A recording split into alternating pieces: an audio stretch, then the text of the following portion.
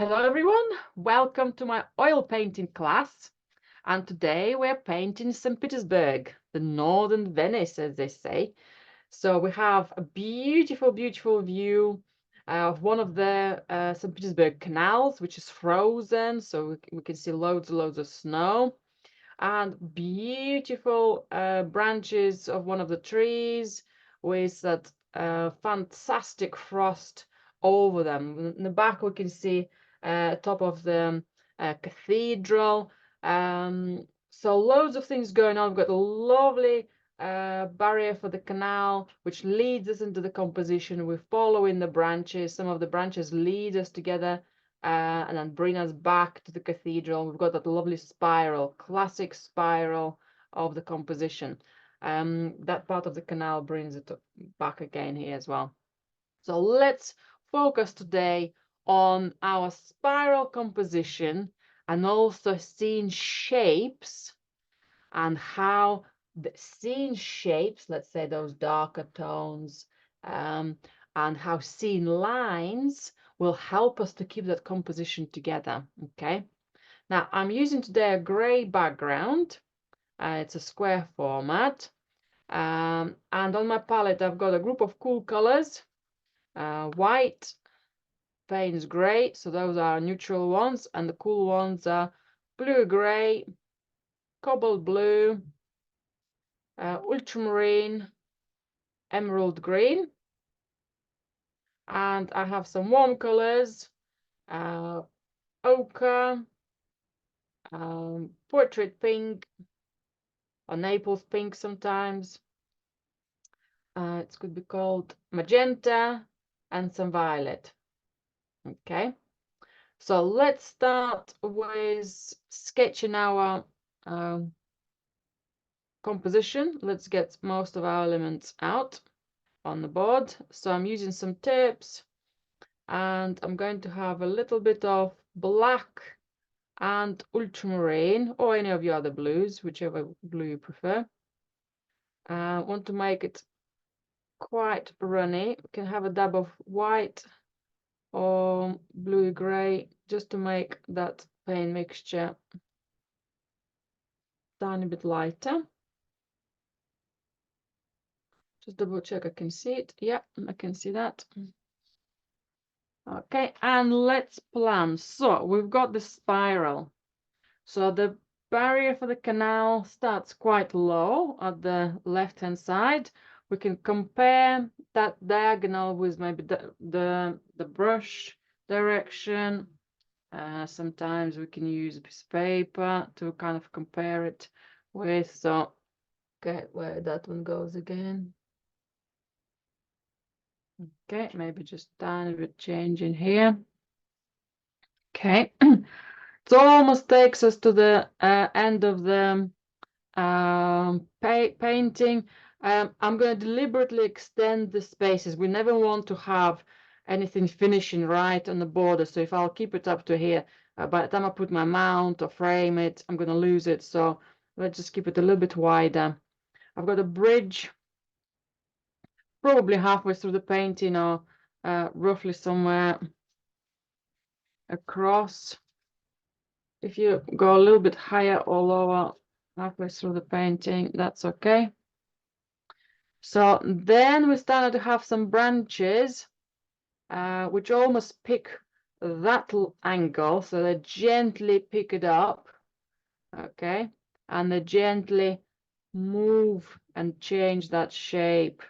Yes, I'm doing that swirl, kind of picking up the directions.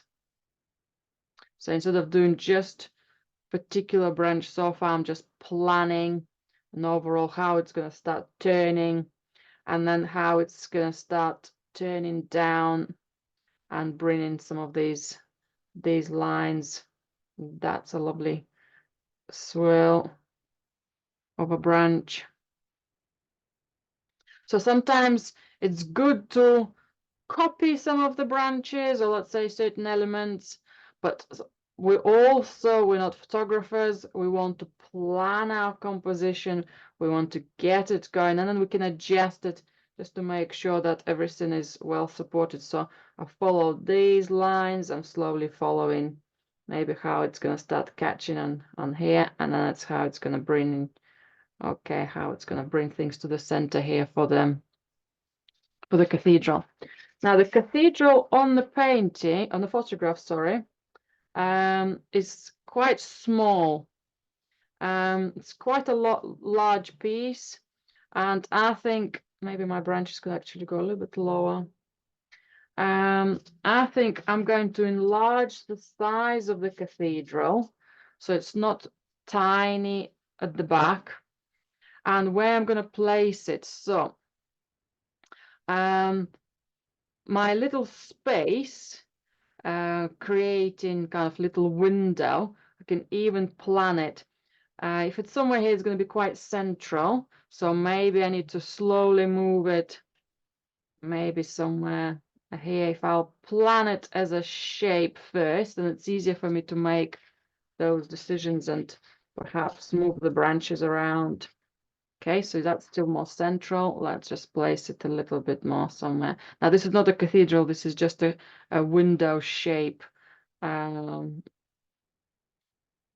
free from branches. Okay, so perhaps there. And then the cathedral itself could be perhaps within that shape somewhere here. So very roughly planning things, moving things about, making those decisions, thinking about space. Okay, so perhaps if that's going to be there, then I can use this almost another big round shape for planning off my branches to go around. And then I don't need the actual big sphere, half a sphere I was creating. So some of these branches will just come up here.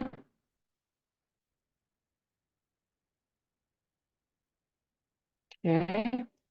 If there are other buildings supporting our cathedral, just to make it extra standing out. It's a nice dark building on the left-hand side, which will be quite important for its darkness. So we can paint our branches quite light behind it. Okay.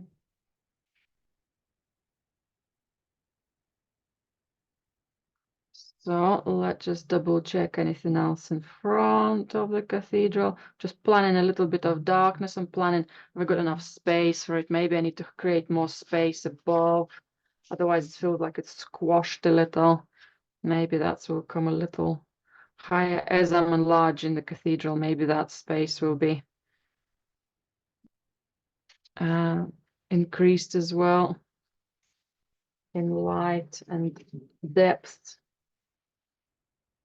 Okay. Okay, that's looking a bit better. Okay.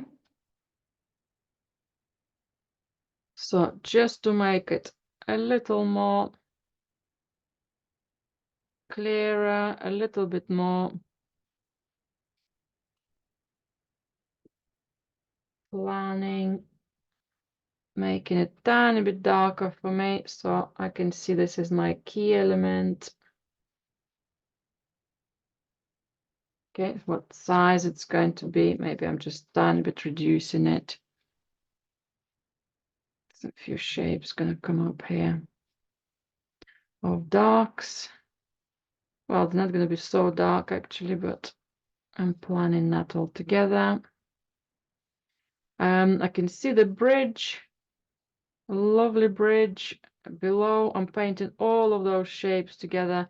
The buildings behind, and the bridge, the space, all together.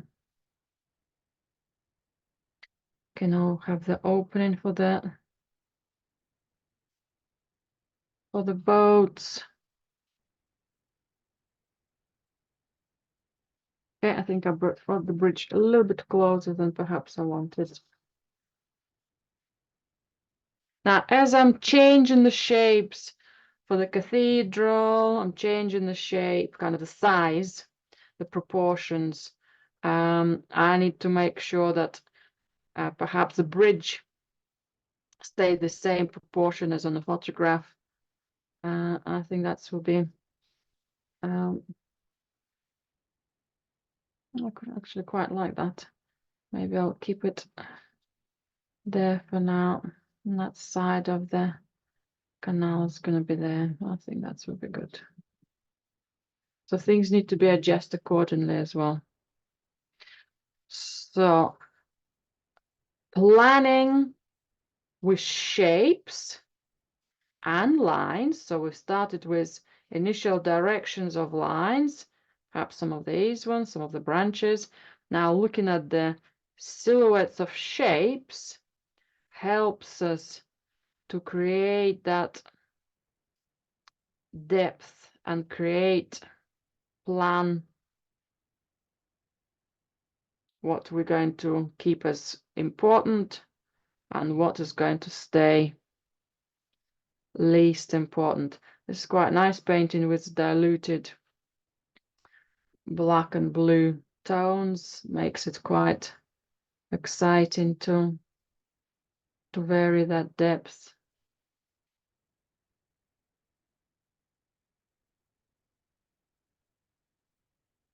Yeah, that would be my bridge.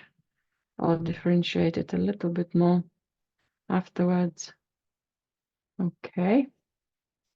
And let's work into the barrier, the fence on our side. So if I'll start with probably quite a small, again, I can help myself with the direction of that lower line for it, where it's gonna come. We can have tiny, tiny little barriers, marks in the distance. And here we've got quite a chunky part of it showing.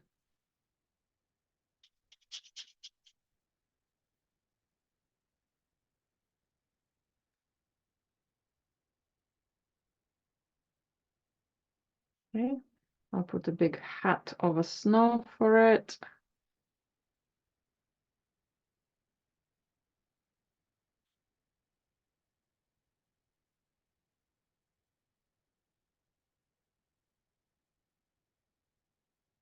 Okay, here we can just see everything together. So let's just put it together. I could have even put it bigger. Actually, it might be even better if I'll do it a little bit bigger like this, so then it's good to come out.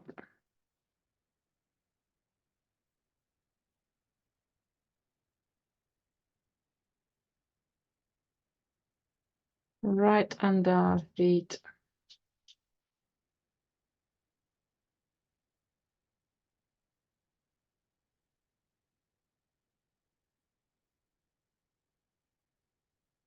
Okay. Have some nice snow settling on it.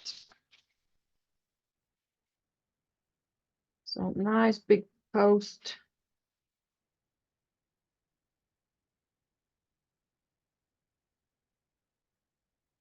Trying to keep all my lines, vertical lines straight. Just double checking all of that.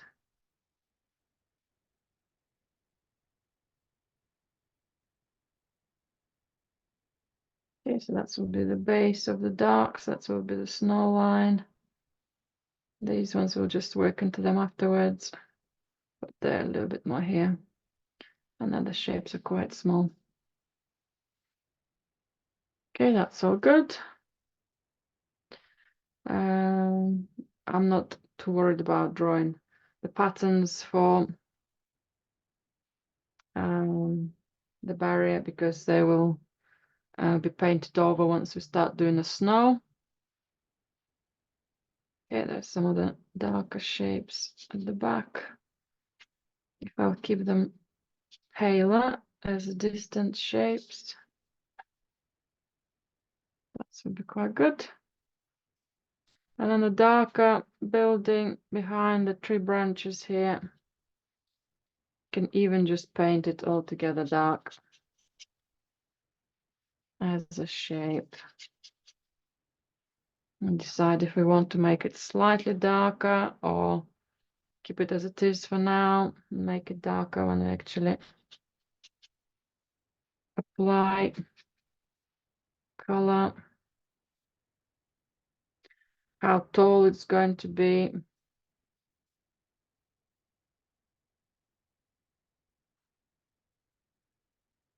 A lot of palaces, so maybe it's one of the palaces here.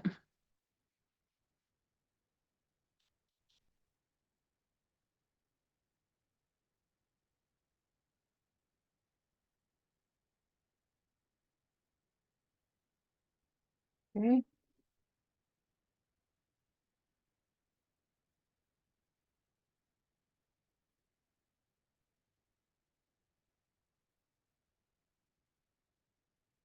And then we'll maybe touch up a little bit of the branches. What's going to be dark and light for our branches?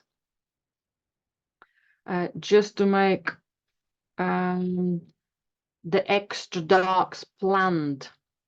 So now I can see my space around the cathedral. I've lost some of my branches, which were compositional, linear kind of directions. So let's just kind of bearing them in mind, let's just rework them again. So let's say if I'll start with one of the main wider branches here. Okay. It's good to draw them darker first because we can then almost apply snow on top of them. I think that would be quite a good technique of painting snow. Frosty trees.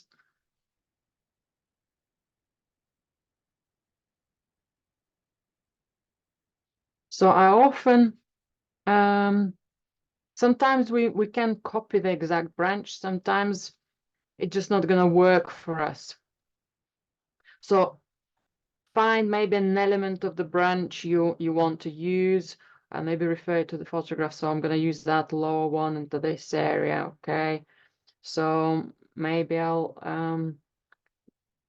don't quite like too much empty space for the sky. So perhaps I will bring something over here as well. Maybe a little gap will be somewhere else. Quite like that zigzaggy branch, but I don't know if it's going to take too much attention. Maybe if I'll just do it gently.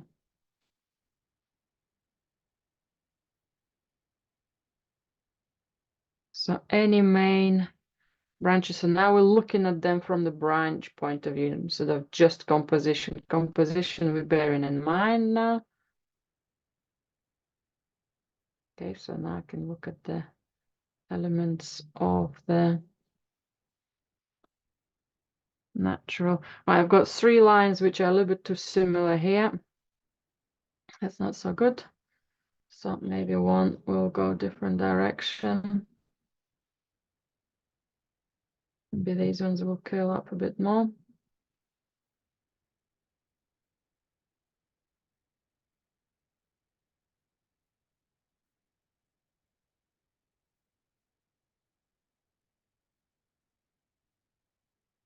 So I'm almost picking up certain things I want to keep and planning to kind of remembering which ones I've picked and which one I'm going to exclude.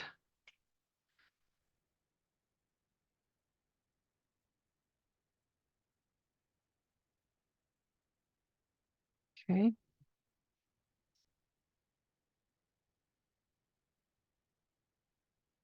I'll remove some of my earlier lines not to confuse them.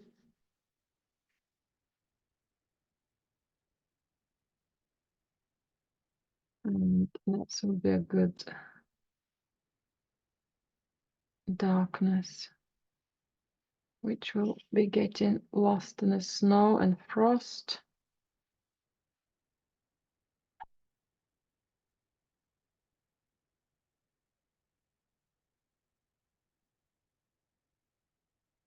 On that effect of we are in the snow, we are from under the tree looking up.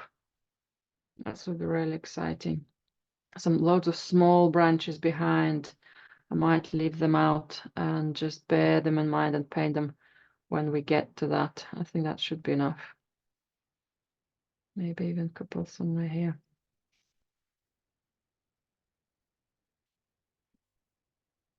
Okay, I think I'm going to stop at that.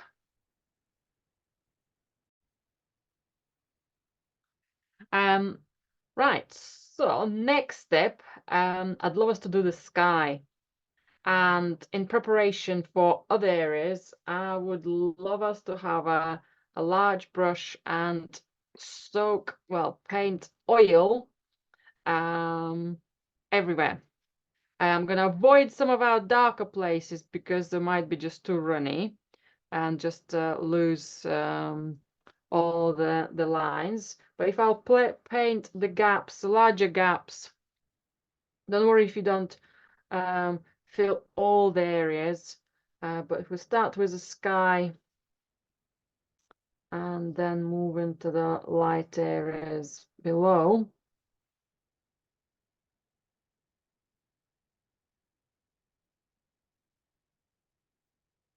Okay. Sorry, Julia, is this?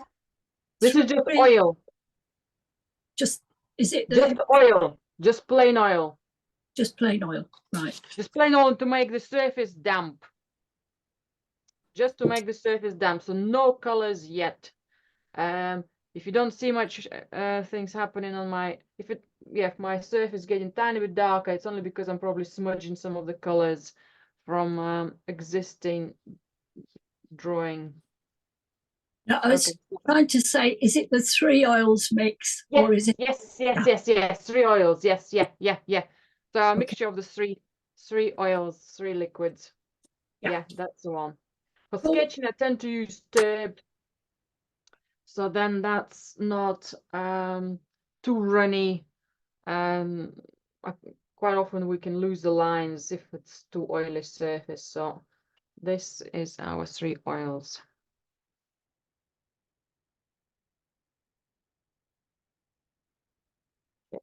Here.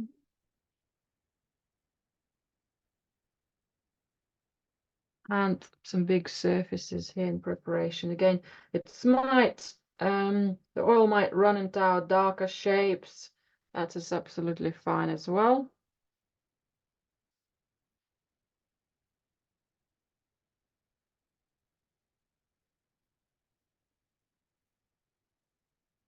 So that's where fence, if you want to paint over it, that would be quite good.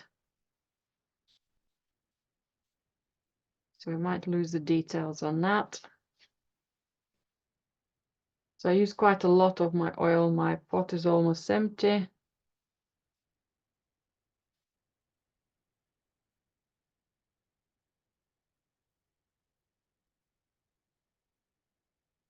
I start having icicles on my branches, which is quite exciting as well.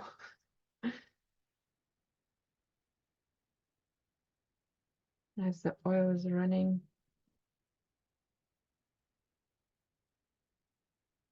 Now the areas where we've been painting our grays for the silhouettes of the buildings, that's probably already has a bit of, well, obviously turbs. So there is a little liquid, so it's not just a dry surface. This will make it's quite nice to paint on top as well. Okay, so that's finished. Right, let's get some colors for our sky. So if we look at the photograph, we have some lovely kind of cobalt blue hint of color at the top, and then quite a lot of lighter tones at the bottom. I'm going to introduce a little extra well, I want to keep the buildings as a silhouette slightly warmer. So I might be using ochres and portrait pink and some of the other warm colors. So I need to make a decision. If the buildings are warmer, the sky need to remain cooler. So I can use my blue-gray, cobalt blue, and dilute it, well, mix it with extra white, but it needs to stay light, cooler tone, okay? If we need to put some fresh white and right at the end, that will be good as well. But let's stay for the sky with the blues. So cobalt blue first with some white. Most of our snow shadows will have ultramarine. So let's stay with cobalt blue for the sky. So a bit more stronger color. Don't be scared of going slightly Renier first. Let's just put a little Renier colors. It's on a wet surface anyway, but let's just put a little Renier surfaces because we can top it up. So you're going to be less precise if it's a Renier surface. So it's almost like we've just done our oil.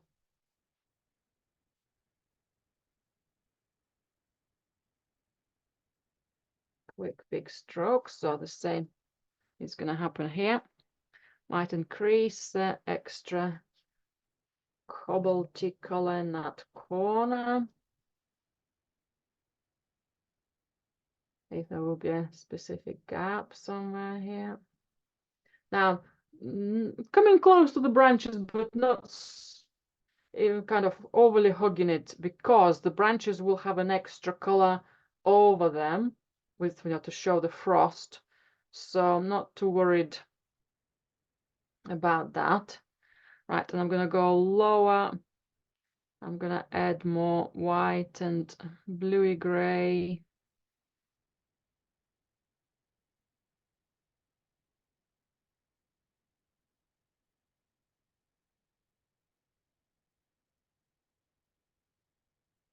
Perhaps even just create some basic light around our cathedral.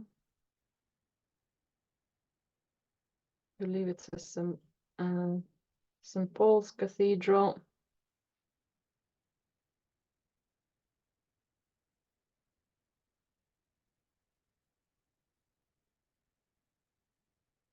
Which could be seen from very many places in St. Petersburg.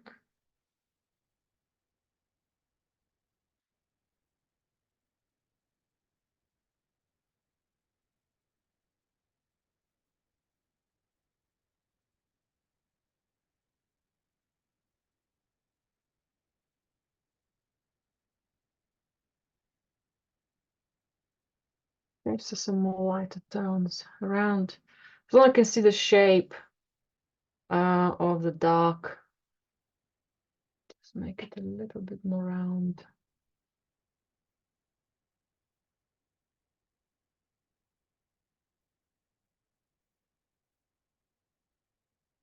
Okay, and back to a little extra blue. Keeping it nice and runny first.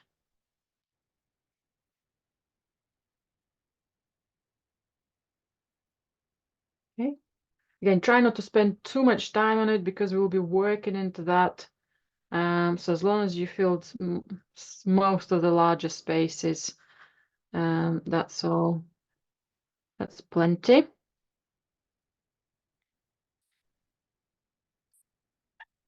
My next step will be to paint the shadows of the snow. So while we're into this runny paint and softness of the oils, I'm going to use some ultramarine. Again, with a little bit of white. Still quite runny. Want to see quite a lot of that strong color because I'm going to start working into the shadow, so I might bring a little extra color. So we've got a shadow from the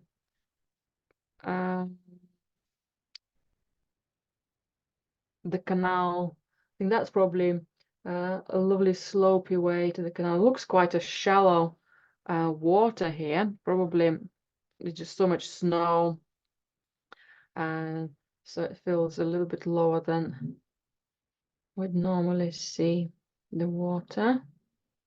So it's a level of the water plus extra snow falling through the winter. Okay, sometimes it's harder to see where we want to put these lines. So as long as it's within the direction of our perspective lines, and we can tweak them afterwards. I'll keep something dark there.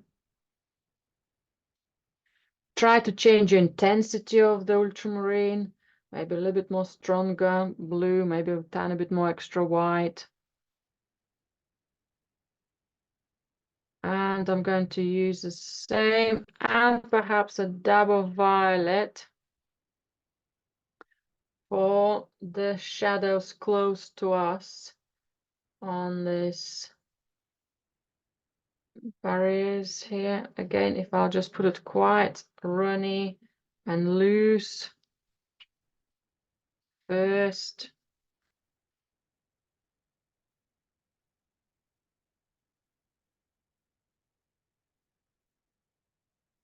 And quite a lot of pink over our snow and a pinky violet feel. I'm gonna go for the ultramarine here first on the path. So perhaps a little wider path here. And again, it's quite a lot of oil on the bottom of my painting here, so I'm just bringing it up. And I'm gonna make a little more violet mixed within my snow. Oops. Just wanted to wipe my brush so I can have a dab more violet with white and ultramarine.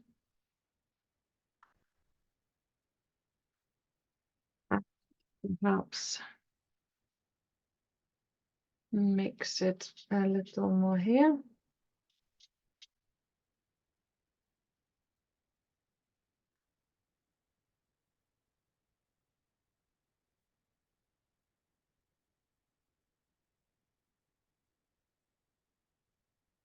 You can even see more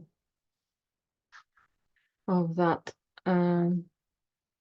violet and blue into part of the barriers here,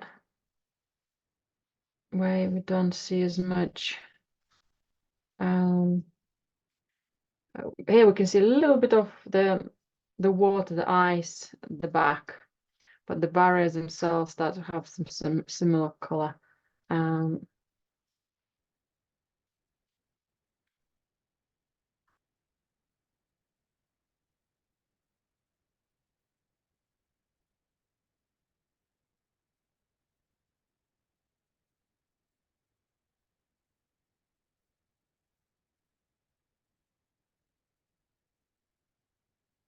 That's good.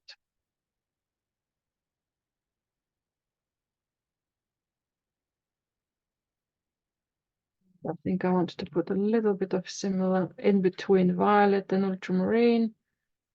One moving into another, just wanted to blend it together here. And perhaps a little bit another side, but with a little extra white. Maybe not huge amount of light here in the corner because we want the paint and stain united. So if I'll place it, if I'll make it too light, I might need to soften it. Let's leave it for now as it is.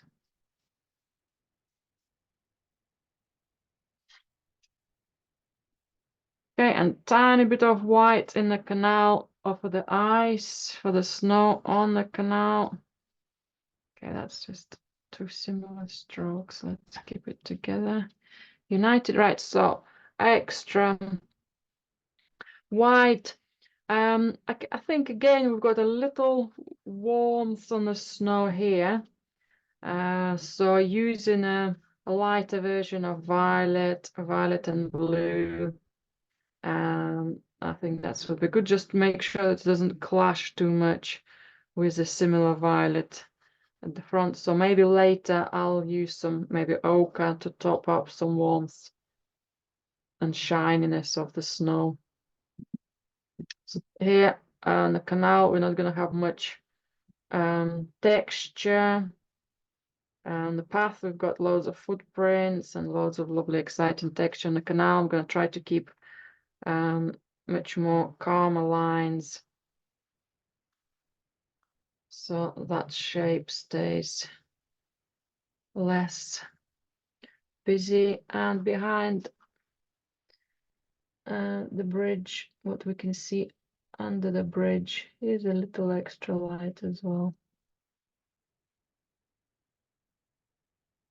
Keep this shadow behind it as well.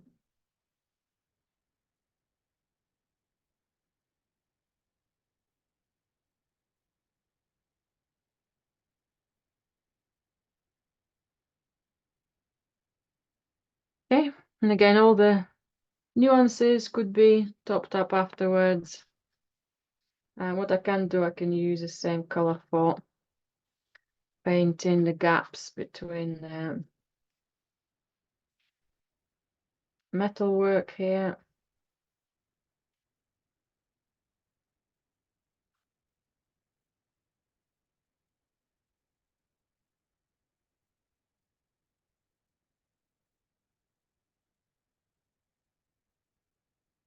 And just perhaps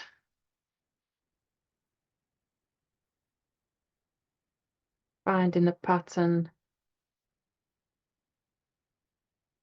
of light, and then maybe coming back to it, defining it a bit more afterwards.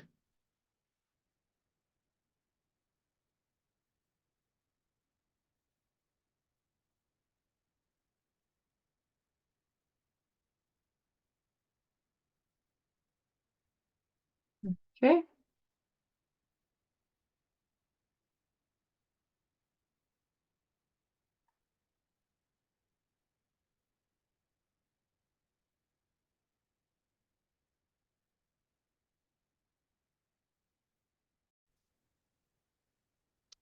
Right, once we filled our sky and our big shapes for the snow, it's quite nice how our oil moves about.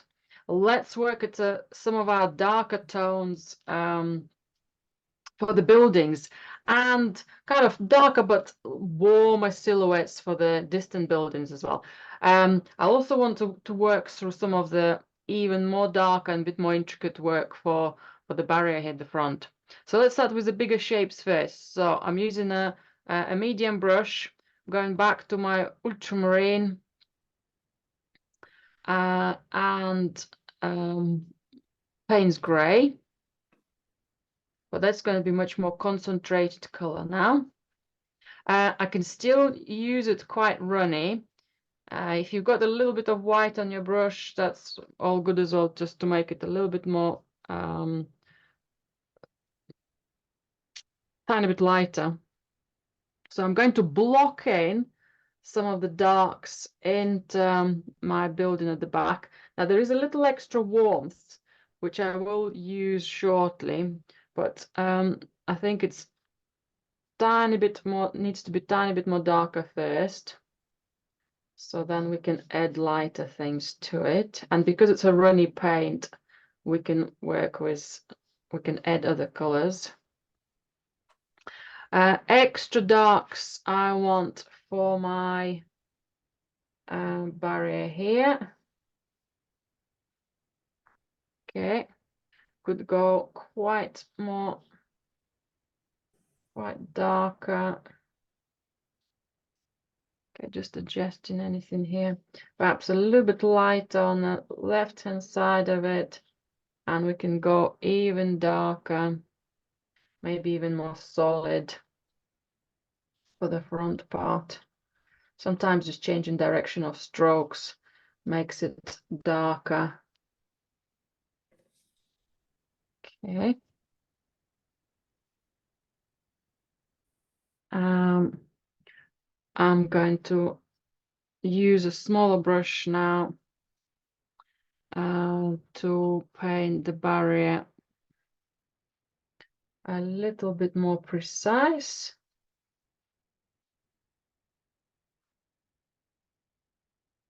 Maybe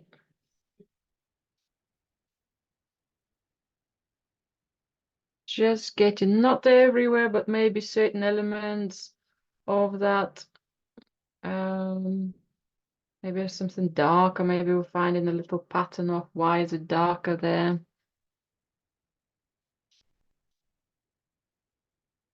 Keep topping it up with extra color, so then we'll see a bit more blue, a bit more Payne's gray.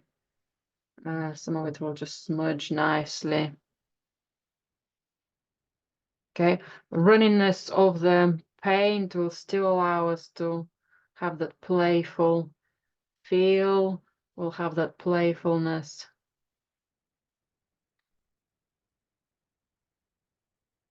Remaining. If you want for the darker blocks to put slightly thicker paint, we'll also give, which will kind of stop the runniness, kind of the runnier oil will go around it. Okay. Shape there now.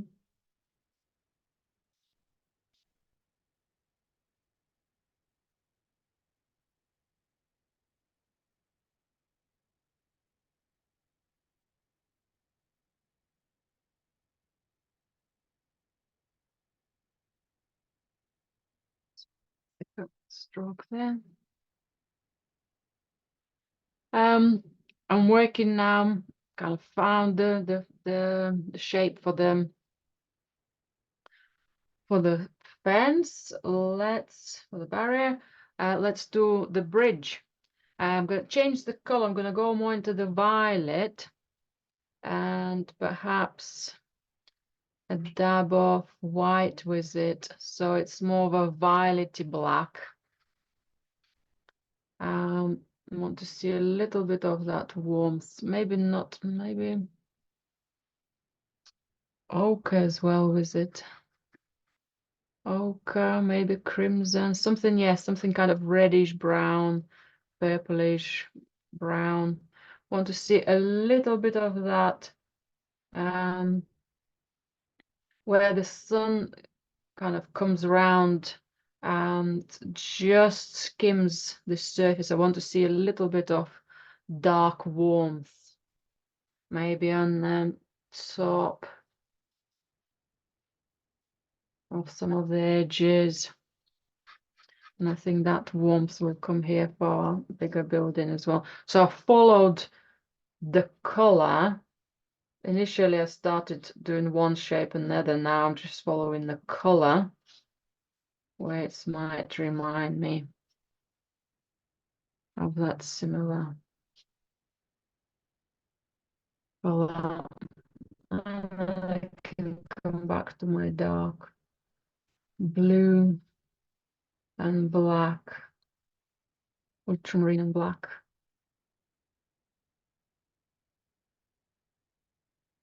Probably quite thick ultramarine and black.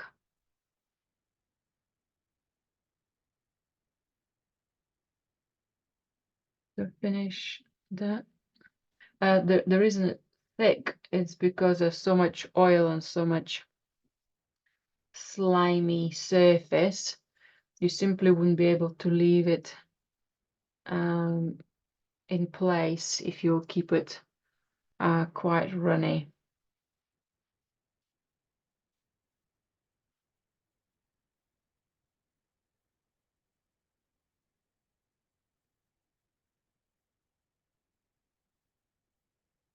Okay.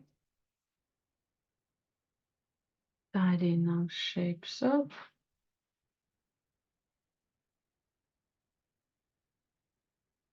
Sometimes changing direction for the, you know, if I'll just use long and long and long marks, becomes too linear, too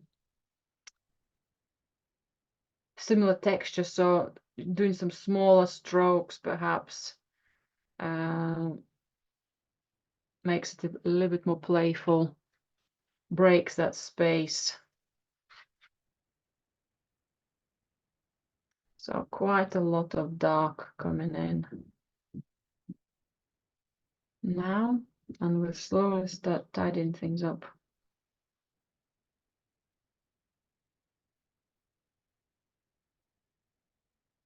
Not sure what that light block is. I think it was just light. Okay. I'll do a couple of branches. I'll use some violet and black. And I want to bring a little bit of, just to make my branches tiny bit more intensive, especially those ones which you might have smudged, or if they haven't got enough thickness. I might just introduce a little bit of that for some of them. Some of the wider strokes.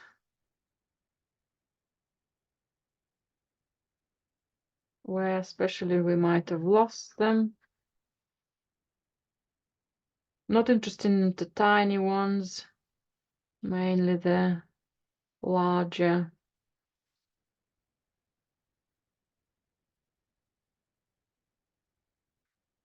shapes.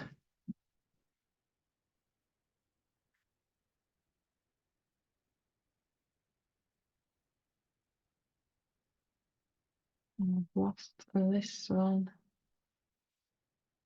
Okay.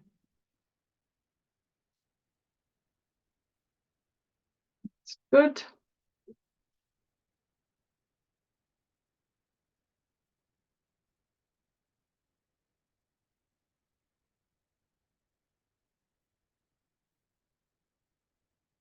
Right, so most of our darks are done.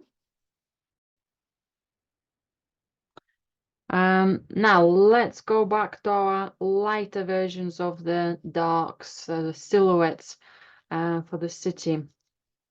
So I have my brush gently washed, still got a little bit of probably black and violet in it. But now I'm going to add more warmer colors. So I'll start with some ochre, dab of white for the base and having less transparency in my color. And I'm gonna go for some magenta and violet. So I'm looking for a range of browns, more ochre type of browns, a little bit more reddish browns with magenta.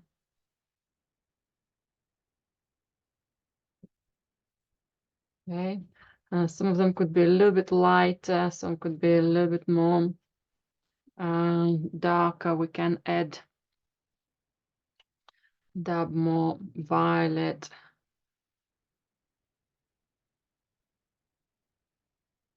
So that's might be my darker version. If it feels too dark, I will add more ochre and white with it. So that's quite a nice color.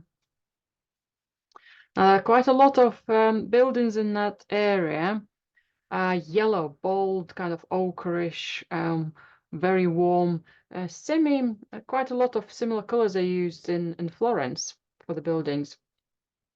But because of the frost in the air, because of the crisp day, because of loads of moisture in the air, that's why the frost settled on the branches, that warmth of the buildings is much more cooler. Okay, that would be quite nice color. And I'll just place a few strokes here and there, almost as juicy individual strokes to bring maybe part of the details for the architecture, patterns, maybe a little warmth here with the ochre. Maybe it will be part of the floors, kind of levels, how the light spreads. I'm not going to spend too much time on doing it because branches will cover a lot of space, but just want to see a little hint of warmth here. Maybe at the base here. Maybe something stronger and warmer.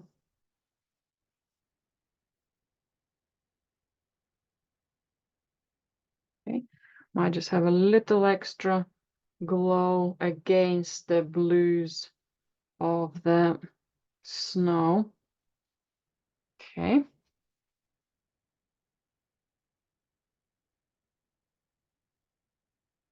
I think my cathedral could have that ochreish brown look. So I'm going to introduce the color on top. I'm going to keep my partial outline. I think it might be a tiny bit too dark, so too light. If I'll make it a little darker. And violet and ochre. It's quite a light. Can always make it lighter. Feels like if I'll start it as it's quite dark at the moment. Okay. If I'll leave a little bit of a dark outline for it, especially on the left-hand side, I think the right-hand side could be gentler.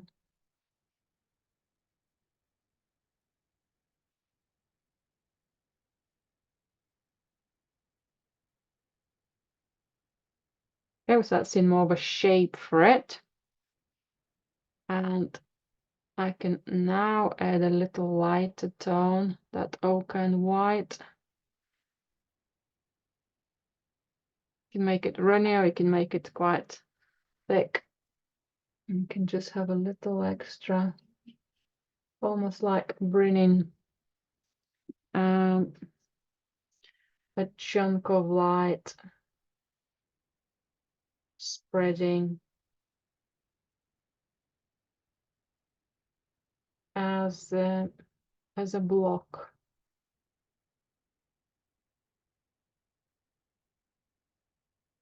So it's spreading, and at the same time it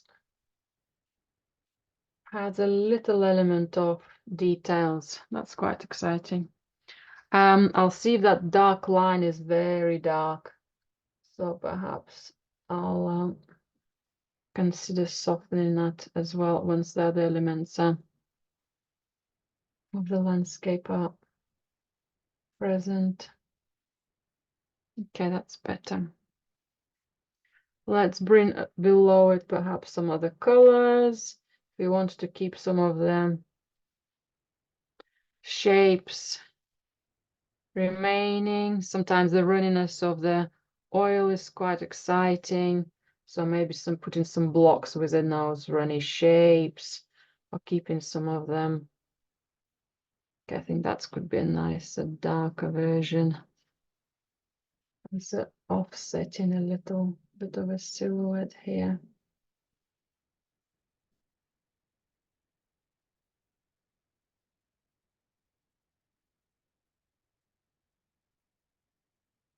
Maybe patterns of the windows. Doesn't have to be going to the details. It could just keep it as little blocks of color.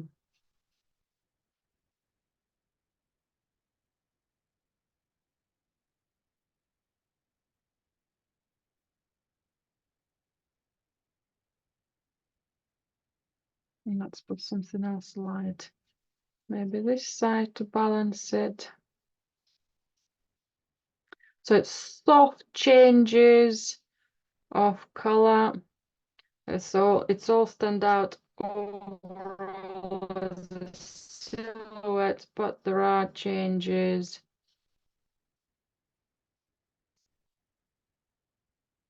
Okay, maybe something else here could go.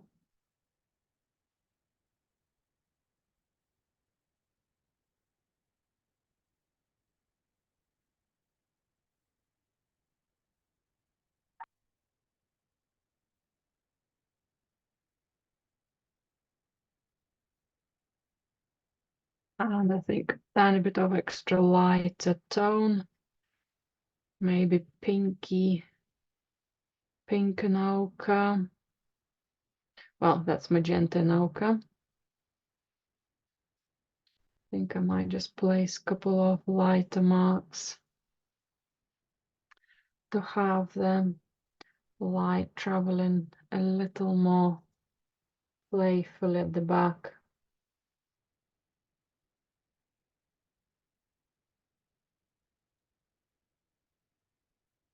Little strategic points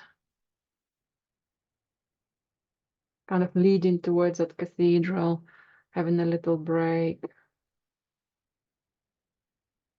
having that variety of the stops of light.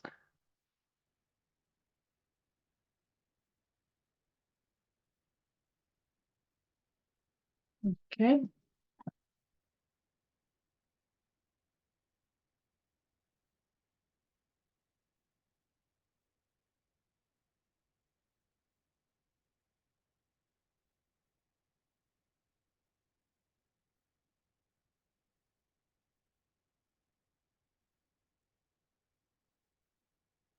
Because the paint is quite wet, sometimes doing a few more strokes at the same time, kind of reinforce the placement.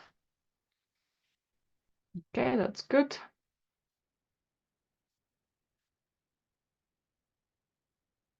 And also bring some of my black back, perhaps for a couple of window frames or a few architectural patterns. Maybe I'm doing it too early because I haven't done enough branches here yet, so maybe just planning it, but not overworking.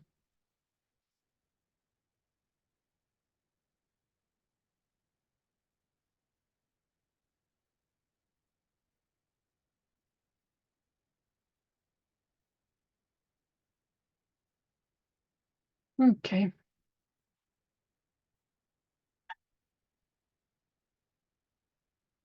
Some smudges of the snow to settle as well. Right, that's looking good. I'm slowly building it up. I think I'm ready for a tiny bit of pink. If I wash my brush, my pink is not going to be so mucky. I can do a small dab of pink on my cathedral. Now I can see the overall layout. So portrait pink on its own might be slightly bold, but if I'll do a small dab and then blend it, that might be enough. There's a lot of light coming from its right-hand side, so it's almost quite glowing light. So that will allow me to hide my black line outline, or just partially softening it. And also if I want to have any horizontal lines to show the different levels of to the dome.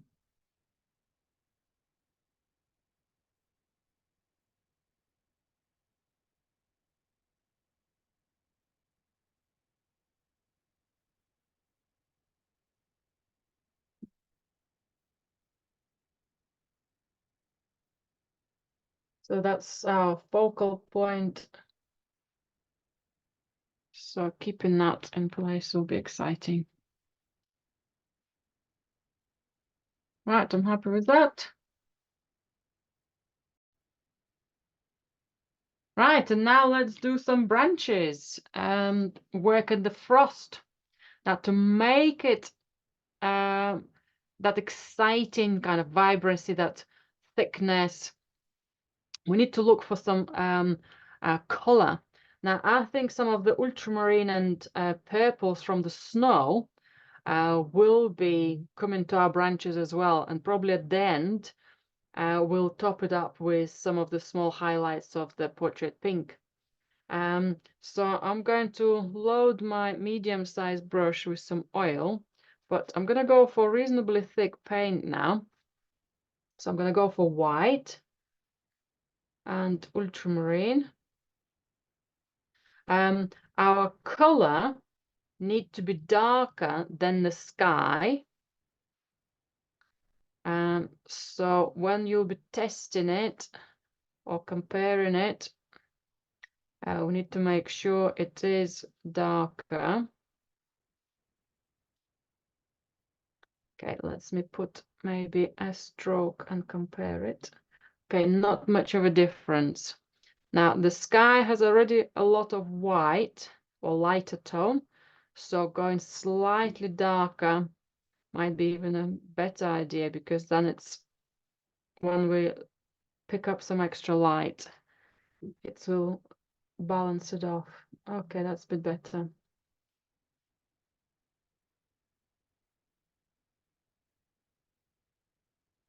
Okay, what's happening? It pushes my white into my darker branch. Let's see if this is better.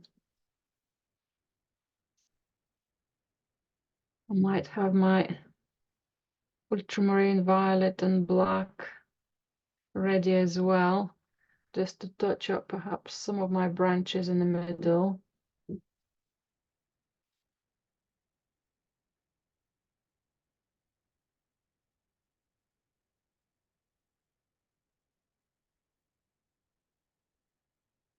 Okay, I'm going to start with some ultramarine first, so I'm not overwhelming with changing color all the time. And let's just find some of the bigger chunks, excuse me, of these branches. So going over the dark branches, that's quite straightforward. Excuse me. But then we can also add other shadows which we haven't painted, other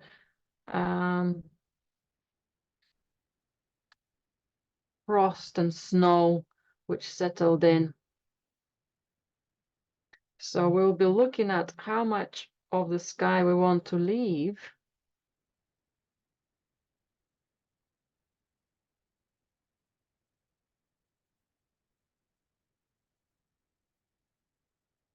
So there might be a little bit wormy and awkward earlier on, but then as we develop them, we can connect them a little more. So initial plan is to go around the darker shapes and then slowly pick up other widths of snow on the branches, right? So this one is quite distinctive. Let's print that one there. This is a little harder, I think, with oils than acrylic.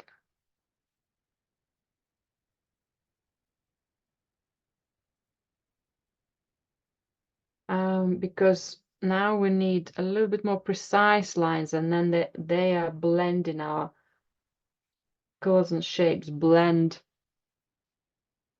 and we not always want that. So we'll sharpen it a little extra with highlights.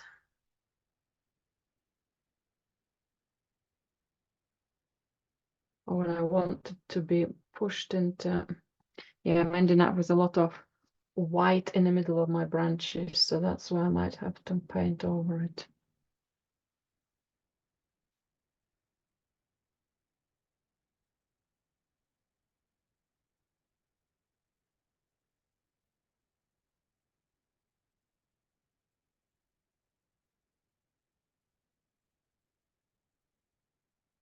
So I'll have two brushes on a go.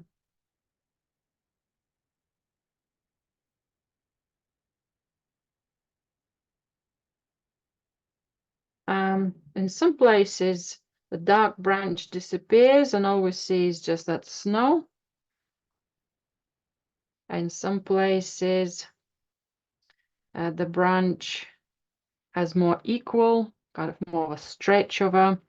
over lines. Sometimes it has a bit more bumpier marks. Sometimes we see the blue on both sides of the branch. Sometimes we only see it on one side. The branch is turning, the snow kind of settling in different ways. That shows us the space. We're topping up our color and it's becoming lighter. Just reinforce the darkness of it.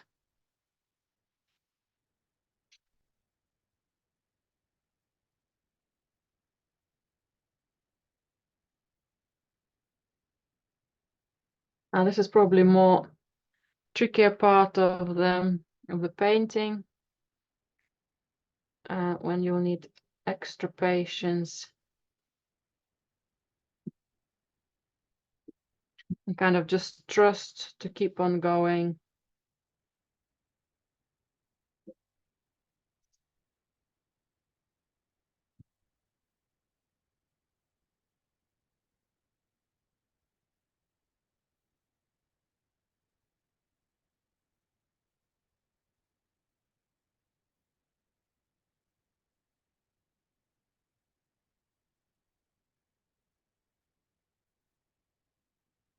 Quite nice to paint over the dark.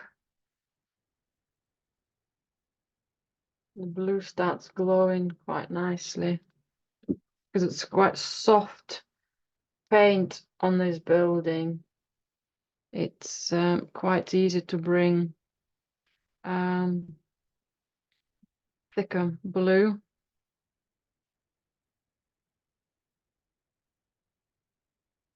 I might play on that effect.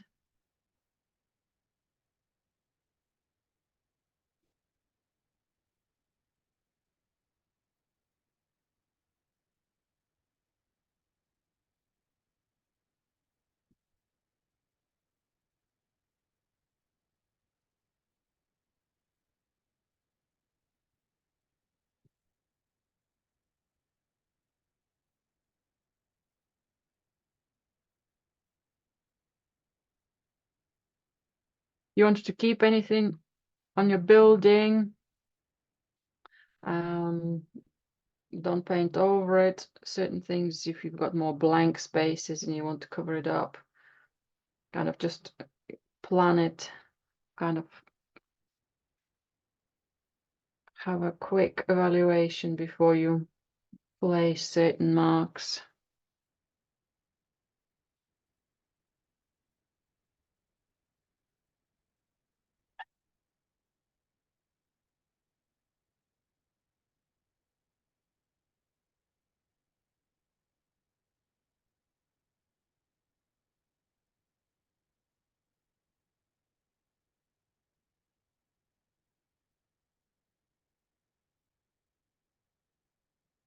I keep topping up my paint because I know it's get mingled up painting over.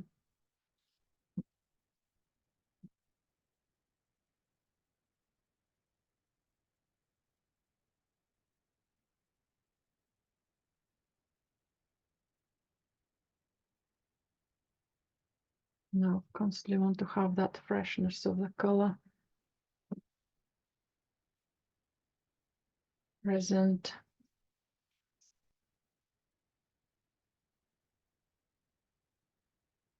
So once you've got an idea, you don't really need to look at the screen. You just develop your own branches.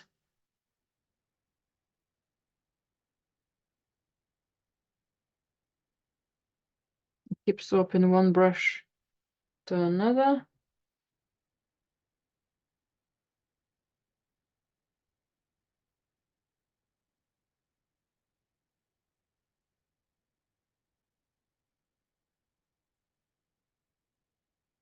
If your ultramarine becoming a mucky color, if you've been painting like me in a corner over the darks, just top it up with a little extra fresh color.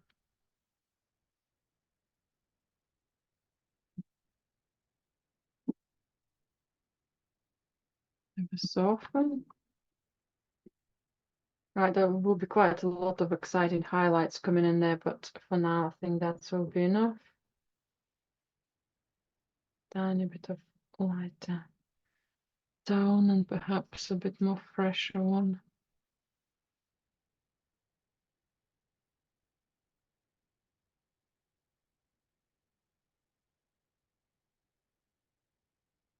It's quite a lot of paint now on the surface.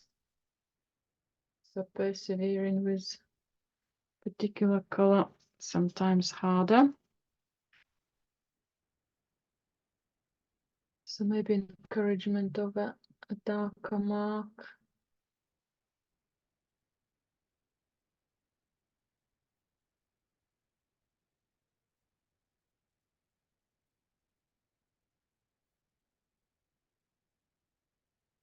And as always, we don't have to follow every branch. These are just our suggestions and perhaps possibilities, opportunities. Okay, I think I'm going to move to a little more violet with my ultramarine. So let's have a new color mixed.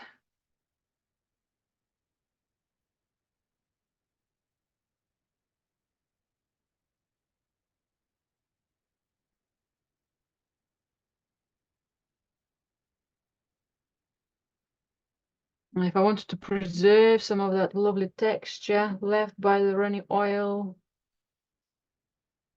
that would be good.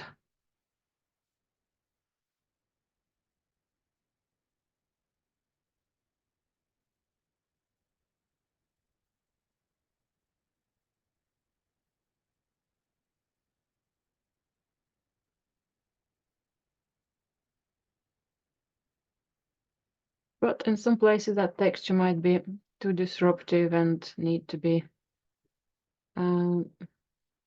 moved, changed. So simplified, that's okay as well.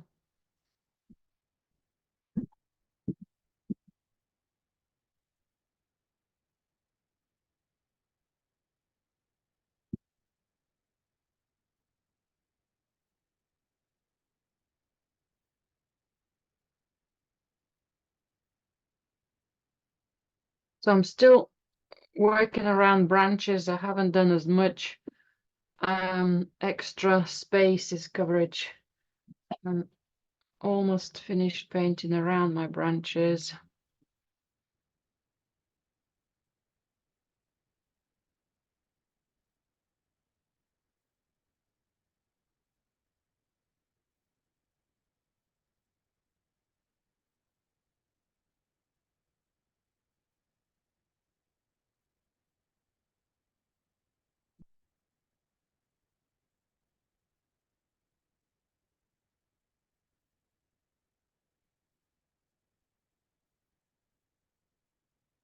Okay, I think that's more or less done. And I'm gonna start making up groupings now. So when I can go with the same ultramarine and violet color or one or the other, I'm gonna look for which spaces I'm gonna keep plain and which spaces I'm going to cover up. So maybe continuing making some windows between branches.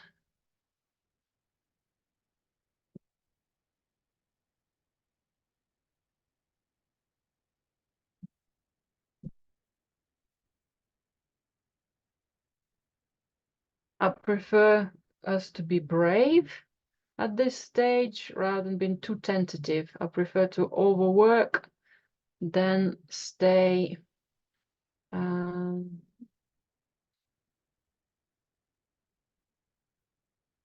yeah, a little weak with confidence. We can always bring extra little gaps of light with individual strokes. That will be much easier.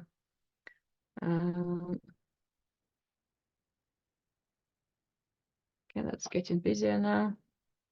And I might see these marks and these little intricate wiggles as blocks. So I'm connecting them a little bit more so they don't have to stand out as individual marks. I'm quite happy with this area now. I think here it's got a lot of smudgy sky, so I probably will come back with a few fresher strokes for the sky. I'll continue. Want to keep things right. Coming back to our swirl, compositional swirl. Is that still working? Maybe that needs extending or supporting.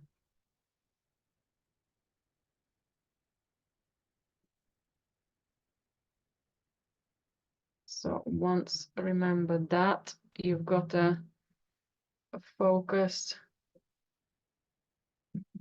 on what this is for.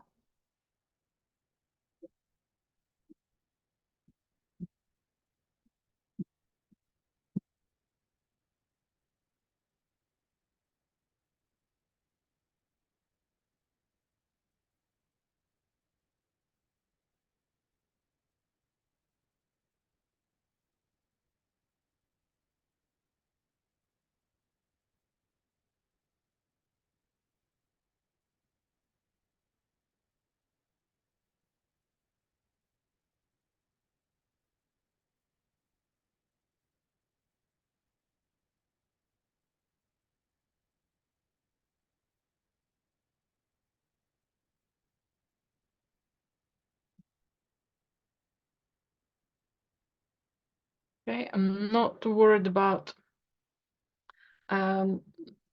quite thick strokes because my plan is to touch the sky with a little extra fresher strokes and kind of tidy that frosty morning. Okay, that's quite a lot of worms around my cathedral here. I think I can soften them up quite easily. So we'll be back to some exciting light shortly. Okay.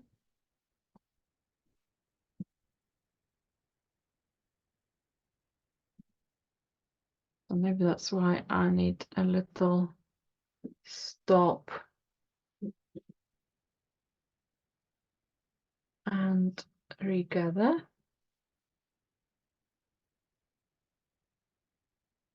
Okay.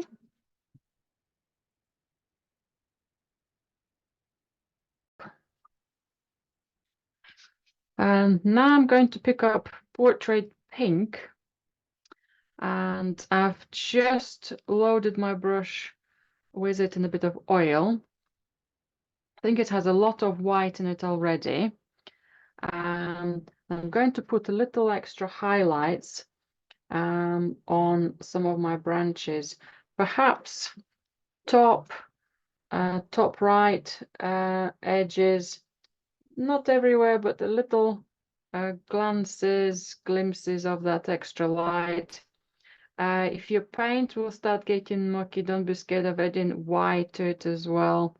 So Portrait Pink and white, just Portrait Pink. And there will be loads of mixing because you'll be constantly running out of that freshness of the color. And also, I've got at the moment very similar widths and very similar lengths. So varying that distances and how much is applied will be very important as well. Maybe some dots will be good.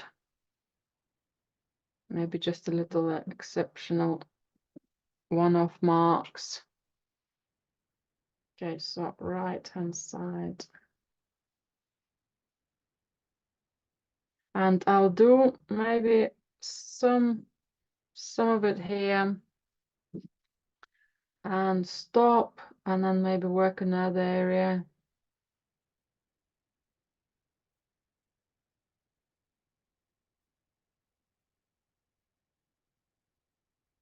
topping up fresher color.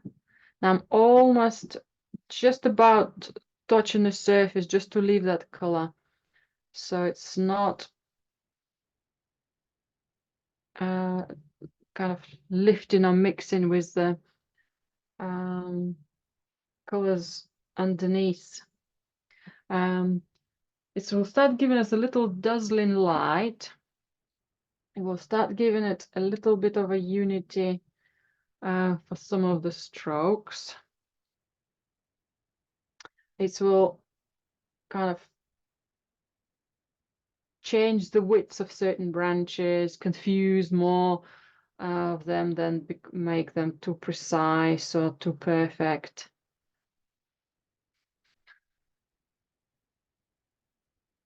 So we want to create a little extra chaos in a nice way.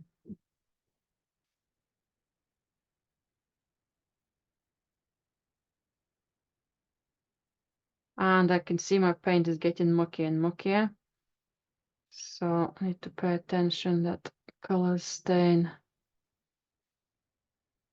clean. Maybe just cleaning the whole brush. We'll do a tiny bit more of that pink, and we'll do the sky, and maybe we can come back to the pink because that will also help us with showing the light, actually focusing on the sky and the freshness of the sky.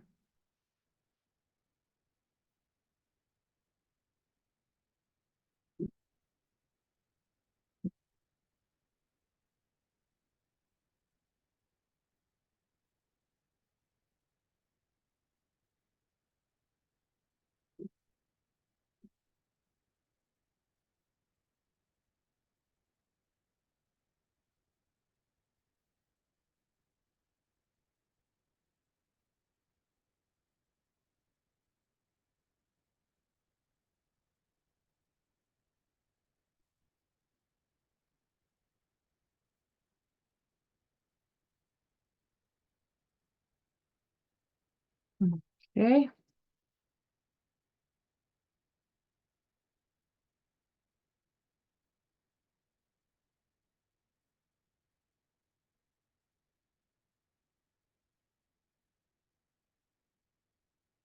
So maybe enough of the pink for me for the moment. I'm going to be back to a medium brush and some fresh cobalt blue. And I'll start with perhaps the lower areas where just enough cobalt blue, kind of enough white, just a little bit of color there, but it's going to be much thicker paint than what we had for the sky before.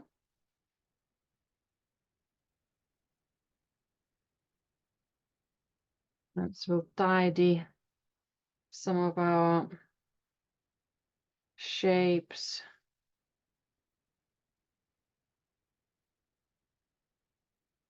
Make it very crispy, snowy morning. Maybe morning, maybe afternoon. I think it's a morning.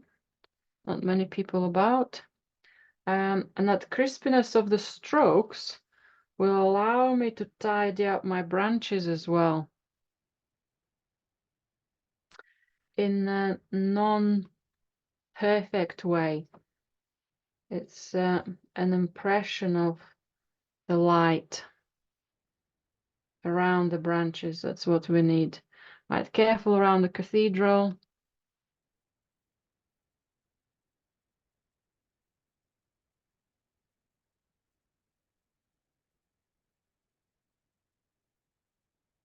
We don't want to overpaint that.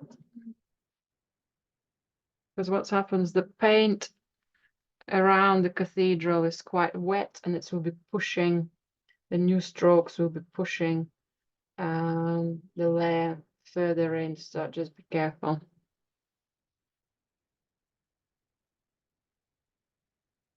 I want to keep the symmetry of it.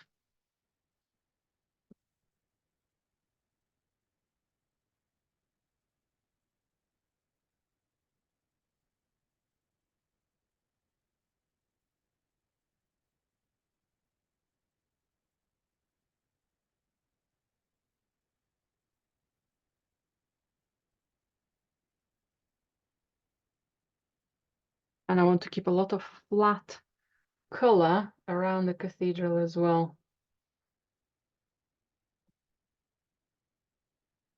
So then it's all busy, and then there is a great calmness. We wanted that window, yeah, window-like space.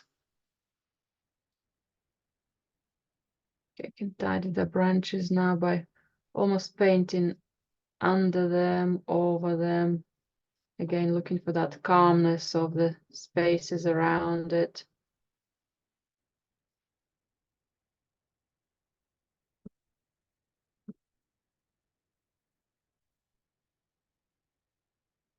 And coming back to the palette, making sure we mix color well. There's no extra marbling effect.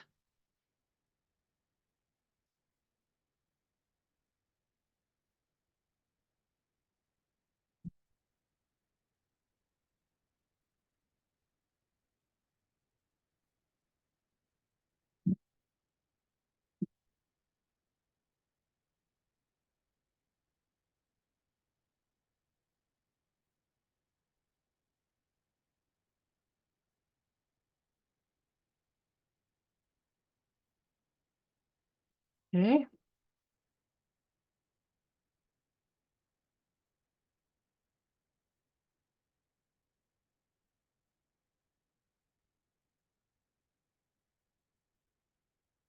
Might fancy a little extra cobalt blue, maybe a little dab of emerald green, or somewhere close to the cathedral. I think we can put a little bit of color just to see almost like a distant part of the city.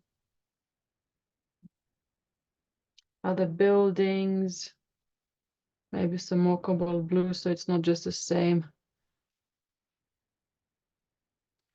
That would be quite nice. A little dabs of the green and blue.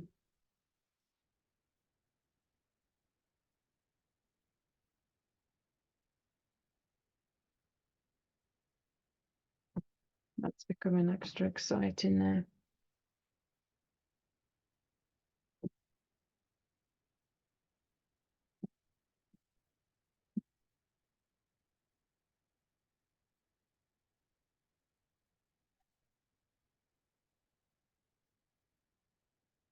And perhaps I can do something similar, a little bit higher, but that's more for the sky rather than the distant buildings.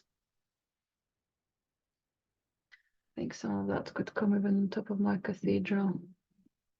That's quite nice. Somewhere at the front for the snow. That's lovely. Yeah, I'm gonna bring a little more of that light here.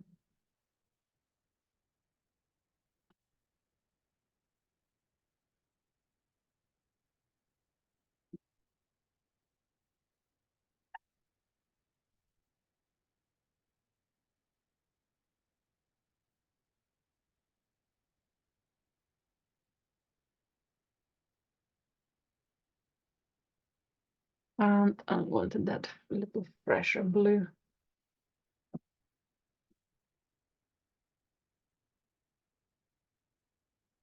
Just for a couple of areas if they need them a little bit more clearer, or if some of the branches need tidying up.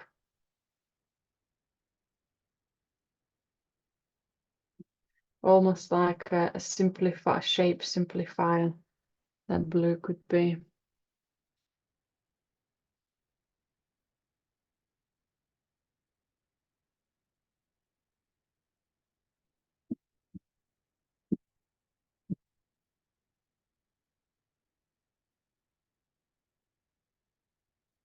Okay, I've just a little think overpainted my purple shadows and suddenly I've got bare branches. So, okay, maybe paler blue will be better.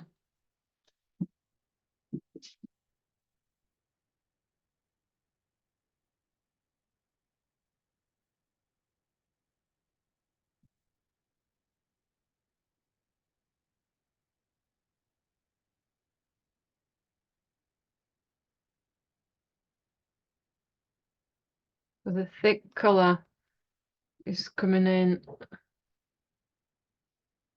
in between branches. I think yes, that's better effect. A little lighter color than I've done on my left hand side.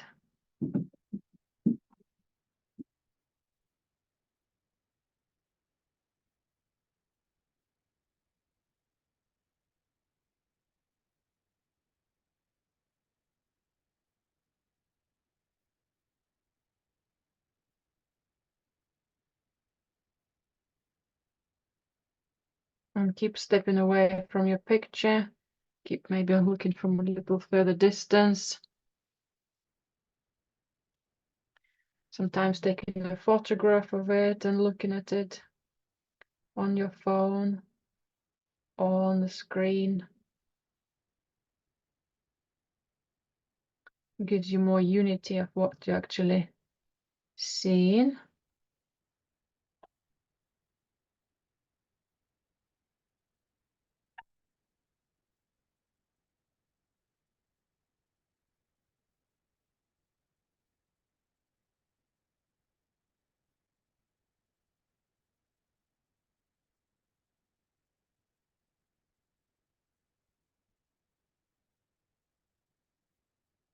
That's better. That's much better. Maybe I'll just do a little bit of lighter gaps and that will be my space lights. And keep my shadows that darker blue. I think I might just be able to do that.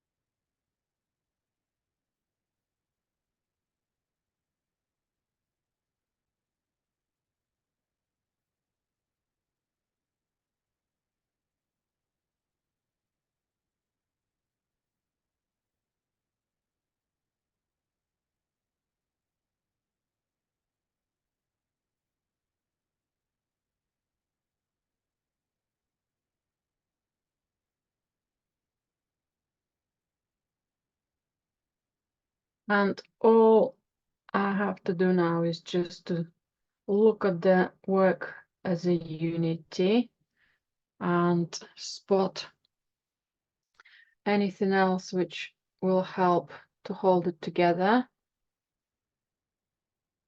I think a couple of more strokes for the branches perhaps. And I think I could do with tiny bit of light on my snow on the canal. So if I'll go for fresh white, whatever's left on my brush with cobalt blue, there's plenty of paint on the surface already. I'm going to top up a little light on the water, well, on the canal snow, on the water, so we can see. So it's quite a thick paint again. We have loads of warm, so if we bring in cooler, more greenish type of white, that will be good.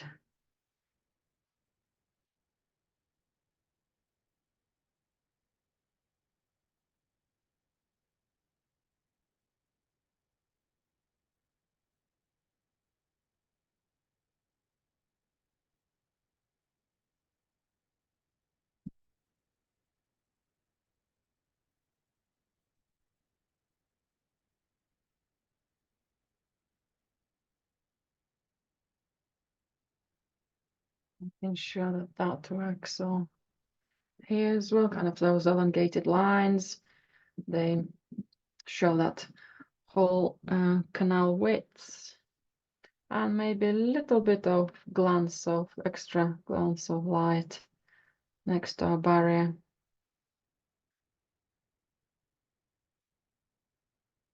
I'll use a smaller brush and a couple of nuances and a couple of details. Perhaps a little extra light on the snow, on those shapes, makes them a little bit more natural and soft.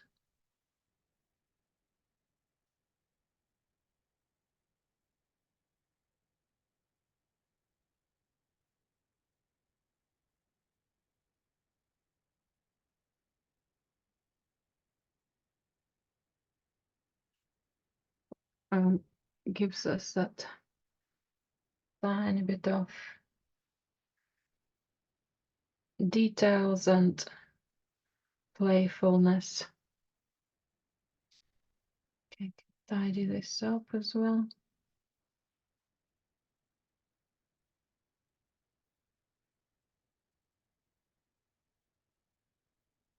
So we read it more as a silhouette.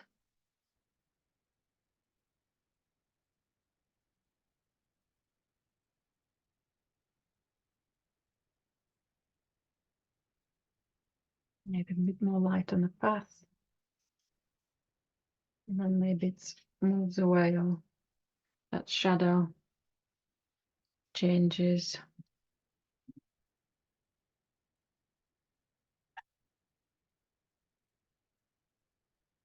Okay, I'll probably need to look back at my branches and just check that there's not too many repetitive marks or similar smudges. Maybe just tweak them gently around. But I'm happy with the rest of the piece, and I'm going to add repetitive marks here as well. So I'm going to stop and let it a little more settle before doing any more. Okay, that's better.